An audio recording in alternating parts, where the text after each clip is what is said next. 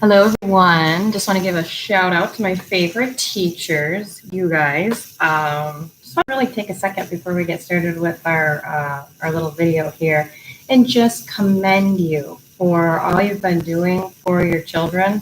I know it hasn't been easy. You are taking on the role of an educator without the training. So I hats off to you, totally commend you and all of the efforts you're putting forth. Please feel comfortable reaching out to me if you have any questions.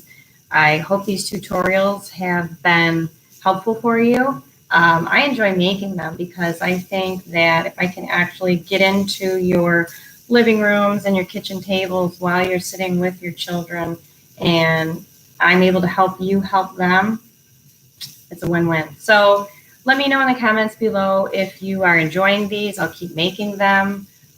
Maybe put in there if there's something specific that you would like to see. I can be sure to do my best to make that happen. But I'm going to get started today. Quick tutorial with Alconin boxes. I put in the description that they are also called penny boxes. So you will kind of understand what we're talking about. People call them sometimes penny boxes, Alconin boxes. So if you Google it, if you are looking to maybe research the concept a little bit further, you could search it that way. But I'm going to get started. Your homework coming home Monday, I believe, is to use our spelling words and put them into some sentences, okay? It's important that the students are writing those words and putting them into context too.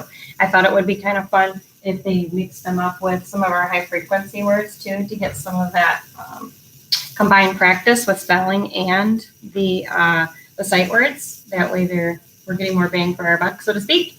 But I do really want to make sure that you are letting your students write down the sounds that they hear.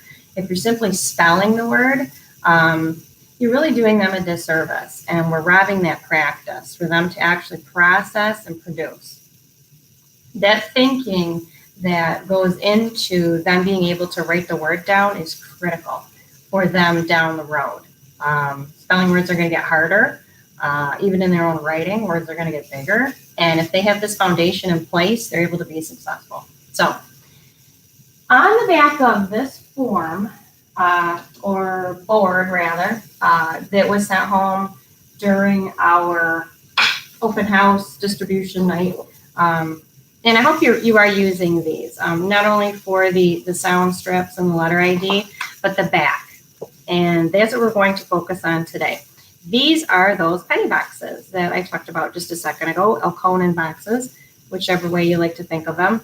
And you're going to notice that they are in different lengths. I'm going to be focusing on this one down here for a longer word. Maybe this one right up here for a CVC, which is consonant, vowel, consonant word. Where all of our students are at different places with this process, so we'll kind of focus a little bit on both of those there. But that is on the back of this board right here. So you may have flipped it over and wondered what in the world is that for, and now you know. So to make this a little bit larger scale so you can see it better on video, I actually use some markers here. When I work with the students here in class, I use these little tiles, but any manipulative will do. They are called penny boxes because most people use pennies, and you have pennies at home, and so you don't really need to have a fancy manipulative. But in the classroom, usually that's what I would use, just so they have something to physically slide as they hear those sounds. So let's say for the word cat, we might do. So cat is a word maybe you've used. I've used the term marshmallow stretching, people with camping fame. But just the ooey gooey visual to get the kids to understand the stretching and isolating each phoneme sound that they hear, and then being able to write them down. For cat, let's say, we would say at cat. I hear 3 sounds. We should have 3 letters for that word, cat.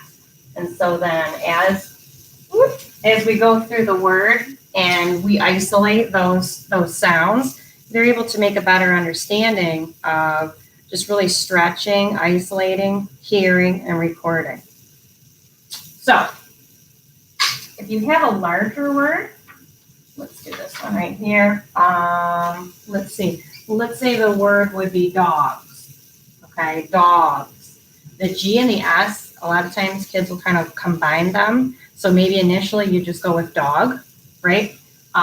So to stretch the word dog, we would hear d, d, d, d, g, g,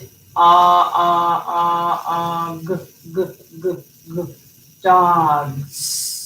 And then they'll put the S right there. If they don't need those penny boxes, that's what it would look like.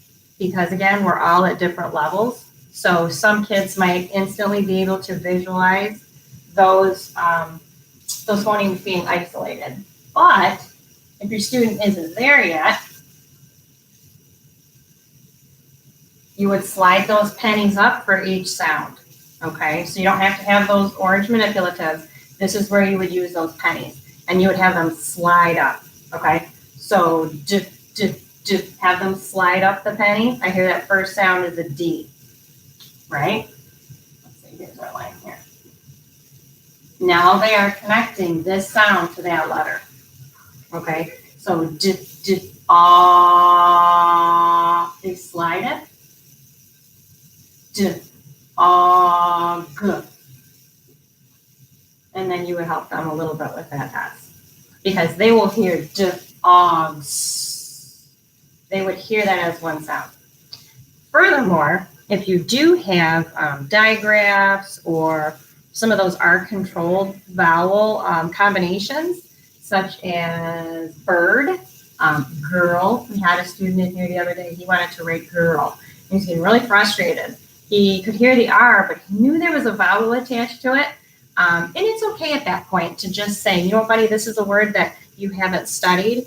That word combination will come in first grade with our spelling words when we kind of work on those. It's okay to spot him the I, if he's really getting frustrated with it. So girl, you would hear g, o, right? So g,